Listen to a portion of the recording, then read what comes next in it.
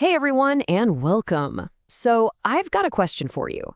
What could a brand new metro line in India, a Nobel Prize winning discovery, and a 150-year-old song possibly have in common? Well, believe it or not, they all made headlines in one incredible week in October 2025, and together they tell a pretty amazing story about progress. I know, it sounds like a totally random list of headlines, right? But stick with me, because there's a really cool thread of progress and pride that ties all of them together. Okay, let's jump right in and unpack this. All right, so first up, let's zoom in on India's big ambitions at home. This is all about building the future, literally from the ground up with new steel tracks, and also digitally with the next wave of technology.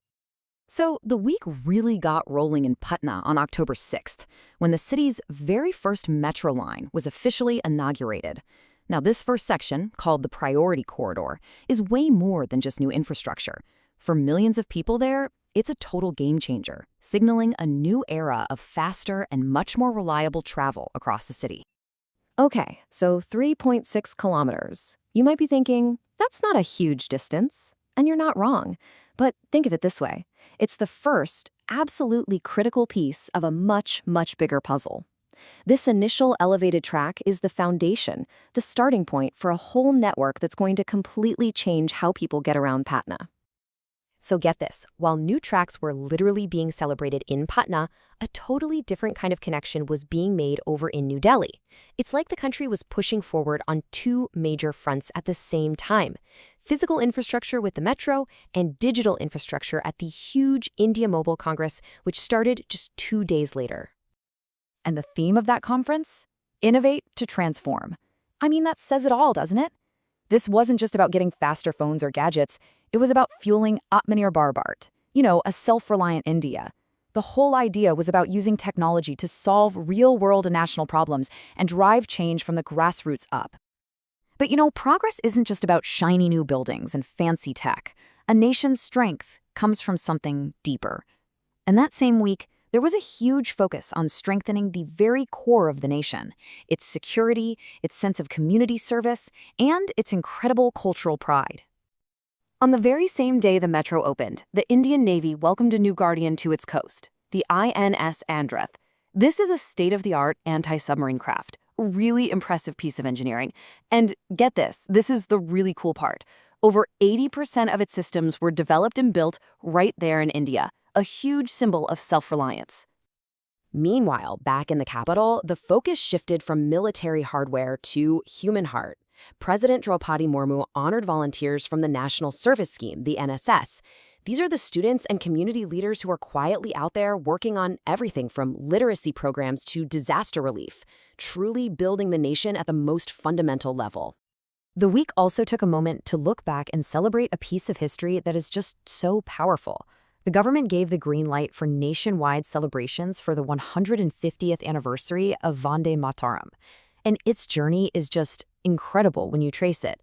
From a poem in a novel way back in 1882 to becoming an anthem for the freedom struggle, and now a national song that still inspires. Okay, so let's pull back from the national view for a second and look at the bigger picture. Because at the same time all this was happening, scientists, both in India and around the world, were pushing the absolute boundaries of what we know, reminding us that progress is so often a team sport, a global collaboration. The biggest science story of the week, hands down, was the Nobel Prize in Medicine, and it was awarded for solving a fundamental puzzle. Why does our own immune system sometimes turn on us and attack our own bodies? The breakthrough was in understanding something called immune tolerance. It's basically the biological password that tells our defenses, hey, this cell is a friend, leave it alone. And this wasn't the work of just one person in one lab. This was a truly global effort, the result of decades of hard work by 3 amazing scientists on 2 different continents.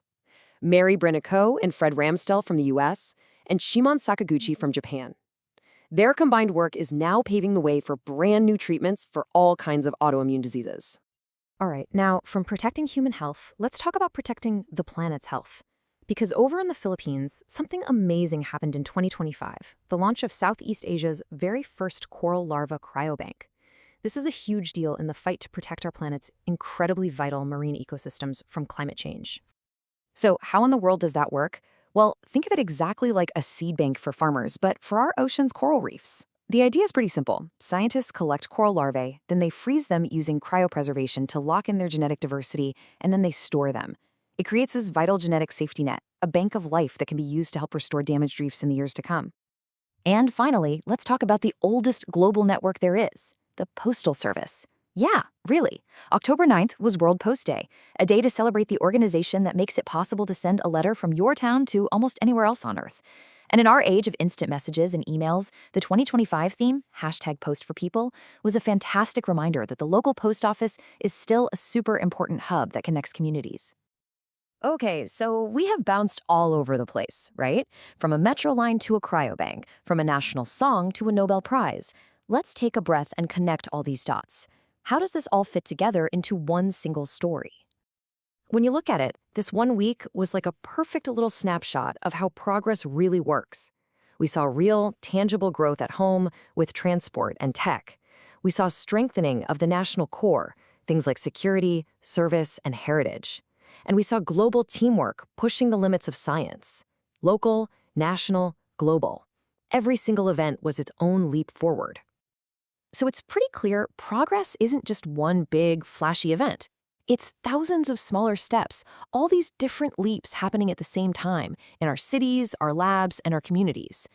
And it really makes you think, doesn't it? If this is what just 1 week looks like, what breakthroughs are being built right now that we don't even know about yet?